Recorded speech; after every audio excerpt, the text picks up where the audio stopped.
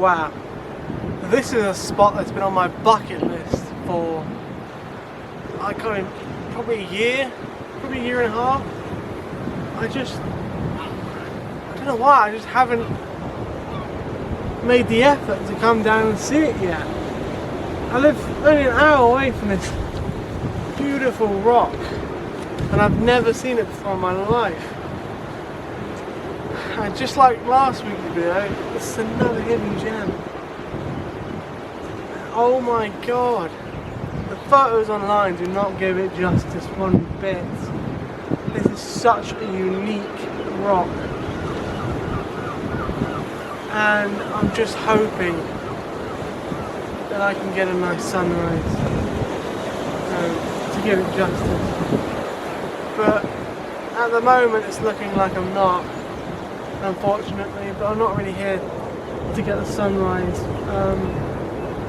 I'm a bit too late for that, but I think there's a point in the year where you can actually get the sun rising through it, a bit like Durdle Door. And if you guys know me, I absolutely adore sea arches.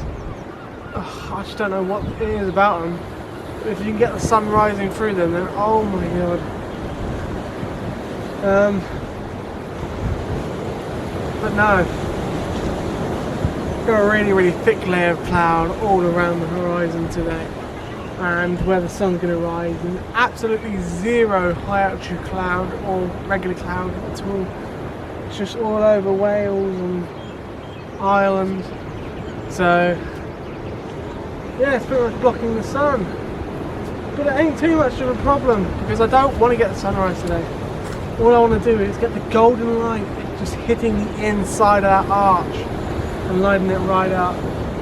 That's all I want to get, and just, I'm hoping and praying that I can. But I'm local to this area in North Devon, and I've never been here, let alone probably tourists. So it's just another hidden gem because I had to walk about an hour through a forest at night, and it was actually really scary just to get down here. So imagine people going here for a day trip, but the amount of people who've been here for sunrise is in the single digits, I reckon. But I'll probably have to come here another time to get a really good sunrise. Unfortunately today isn't the day for it. The tide is coming in, so I'm hoping it doesn't come in too fast, because the sun needs to rise and get above those clouds, and we still have about 30 minutes before it's going to rise. About 4:30 right now, and I had to get up about 3:30. And if I didn't sleep in the car park today, then I'll probably have to get up about 1 o'clock just to get out of time.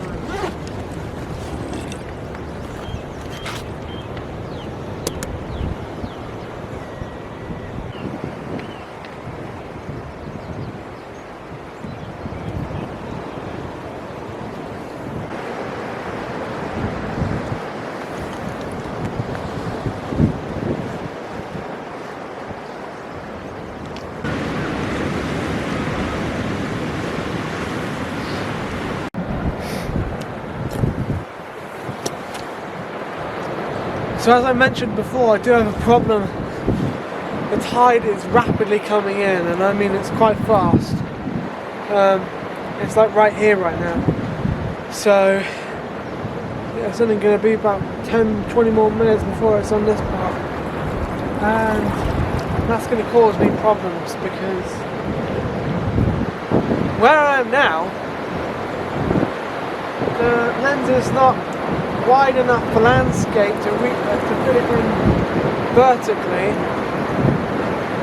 and it's not wide enough in portrait to fit it in horizontally. The tide is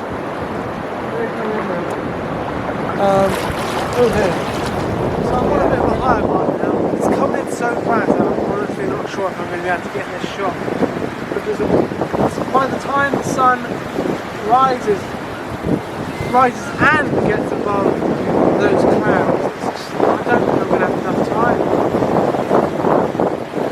And the final resort will be using my drone. I don't really want to do that, but I'm going to have to if it comes to it, because the tide is rapidly coming in. And I guess that's my fault, but I've never been here before, so I'm not sure how far the tide goes down and how far it goes up. If this does end up going wrong, then you know, I can always just count it as a scout, because the sunrise is not going to be very good anyway. But I'm really hoping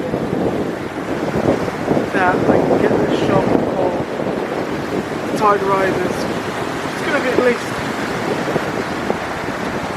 be at least half an hour, 45 minutes before I can get the shot.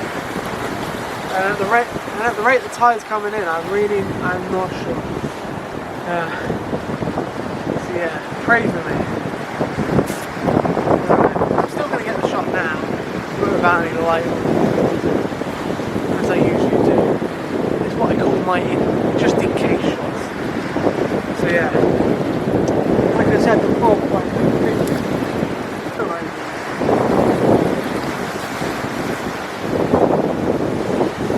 so dark, I'm just going to have to do like a 13 seconds moment, because I need the F16 because I've got immediate foreground interest, and I've got interest all the way at the back with you know, massive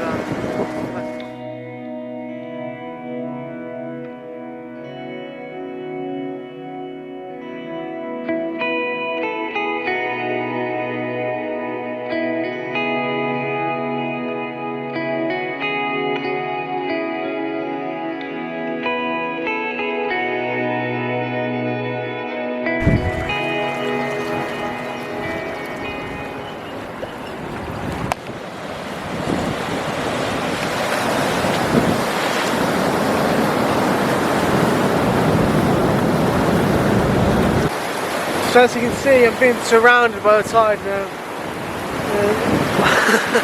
I'm not going to be able to do this, I really ain't. I've got to move forward, and I'm not going to be able to do it on the 18 to 35. I'm going to have to stick on the 10 to 18. I really don't want to, but I'm going to have to. It's my last resort, because I need to move forward a bit more, because I can't stay there much longer, because the sea is going to get to me.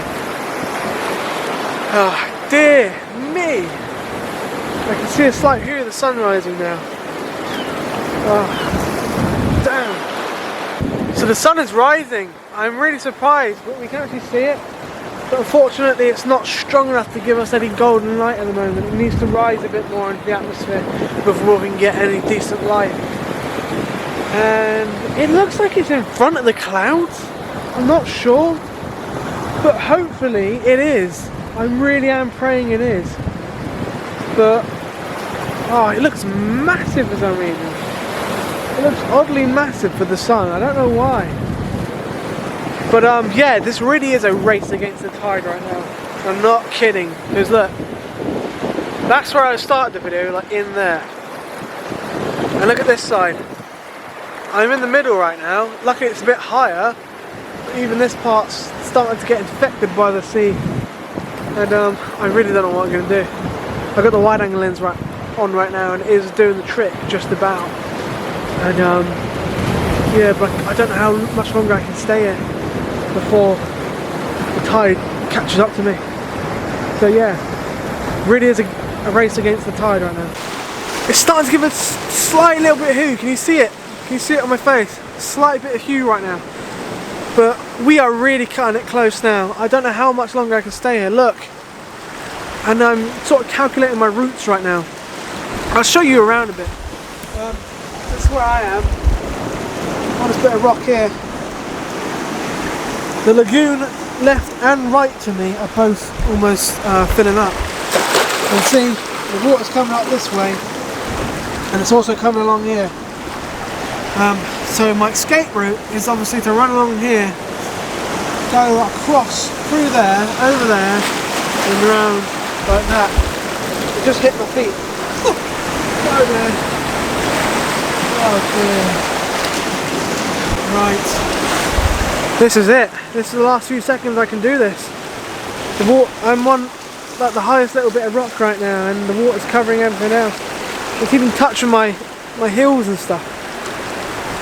And I probably am going to have to get my feet wet because we're starting to get a little tiny bit of glow right now, golden glow. And I just need a few more minutes. I don't know if I can last it. I don't know if I can last it. Oh dear. Anyway, let me talk you through my competition. Pretty much, we've got the water rushing towards this massive rock here. And these rocks in the foreground work as a super nice leading line that leads right all the way to the massive arches. And yeah, what a beautiful shot. My aperture and my exposure are rapidly changing, and I have to move now, okay? Sorry.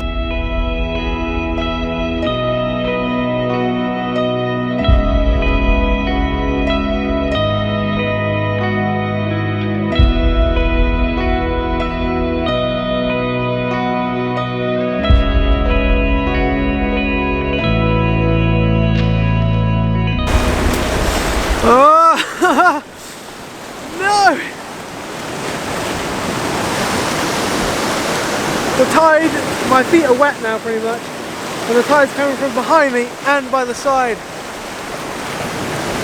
Well, and I'm so close now. I mean, if I get any closer to this shot, even a 10mm can't even do it, because look how close I am.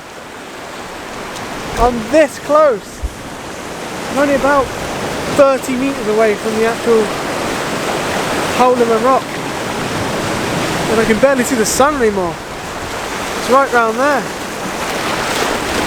But if I get any closer, I can't get it because I can't do a pano because there's water moving now, and I'm not going to be able to get it in one shot because it's just going to be too. Oh, here we go. Here we go. This is getting dangerous now. It's really getting dangerous. I'm going to have to move, I reckon. We're finally getting the glow of the sun now on the rock. It really couldn't be at the last minute. Jesus Christ. I'm waiting as long as I can because it's not that strong right now. And I want it to get stronger.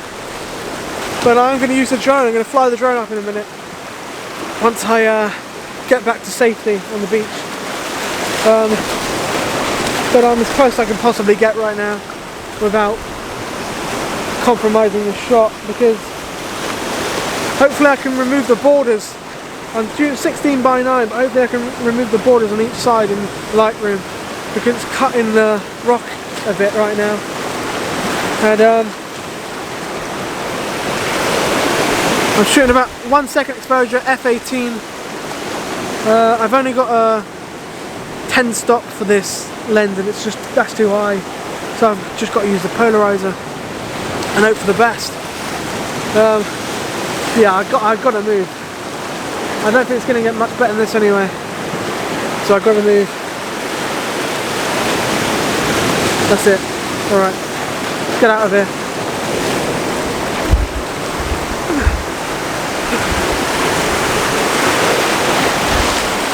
Right.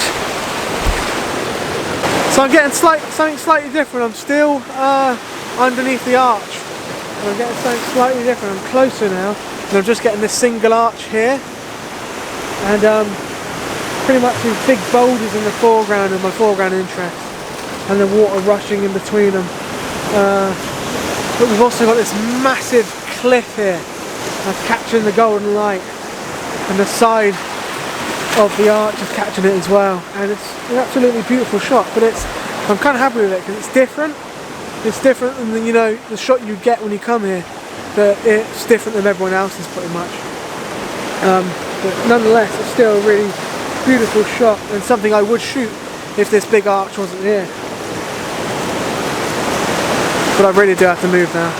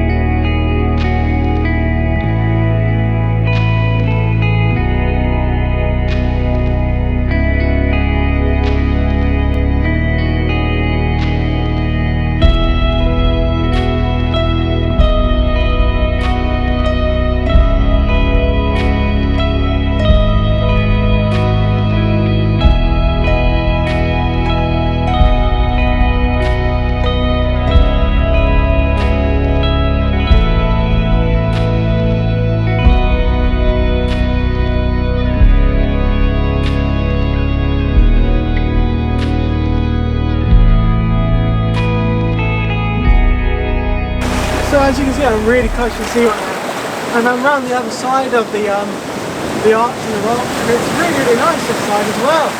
I don't think people give it credit. It's actually really nice, but I can't actually see through the hole, and I really wish I could, because I get those really nice cliffs over there in through the hole, but I can't because you know it's sea. But yeah, we're getting some beautiful golden light right now, lighting up this whole entire rock, and we have loads and loads of green, black, massive boulders in the foreground, really wet, catching that golden light, and the sea's just crashing into it. Oh, what a great shot! 1 second exposure at F60.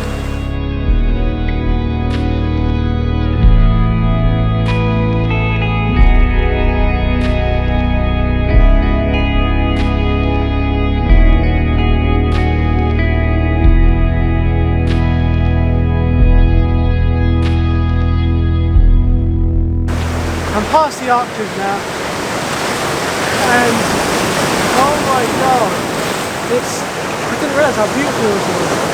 We've got these massive, gigantic cliffs, and it's got this really, really nice texture on it, this brown, reddish texture with loads and loads of really fine details, and then we've got this forest growing all over it. It's all green and it contrasts really, really well with the red rock.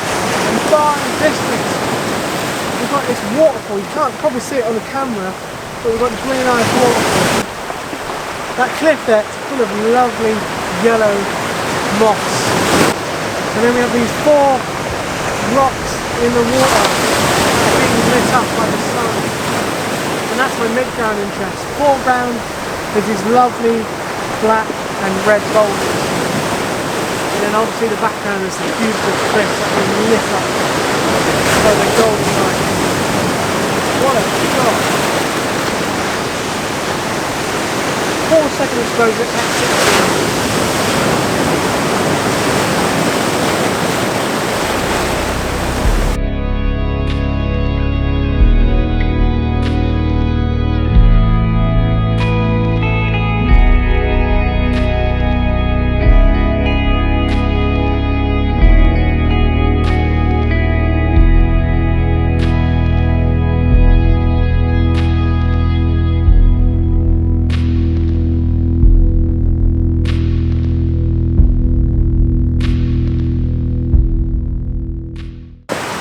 So that waterfall interests me so much, and that beautiful cliff, that yellow algae. So I've got the long lens on, I'm zoomed all the way into.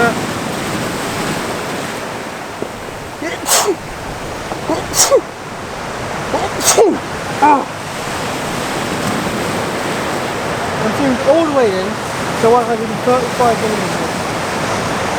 And this is the 55 to 250mm, the cheap one. It's only about £100. So it's not a very good lens, and this is why I don't like to use it often. Plus I can't put any filters in it because the filter thread's broken. But yeah, what an absolutely beautiful shot. 1/40 of a second, F11.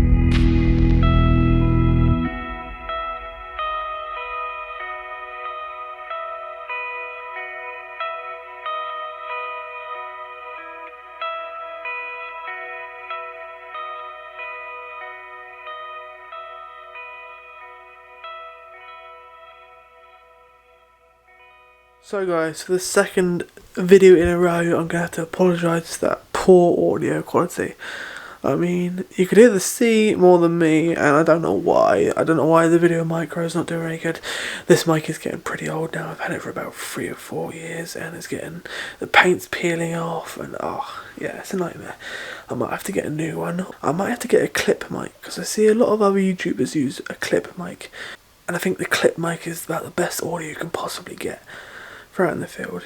So yeah, might soon invest in one.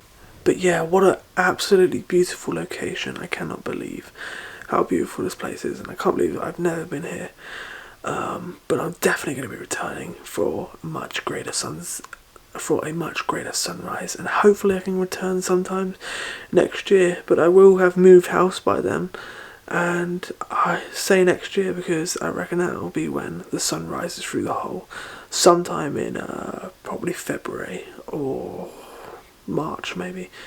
That's going to be the end of this video, guys. I really hope you enjoyed this little two-part series about hidden gems, but I just wish the audio side of it could have gone a bit better. But besides that, I'll see you guys in the next one. Bye bye.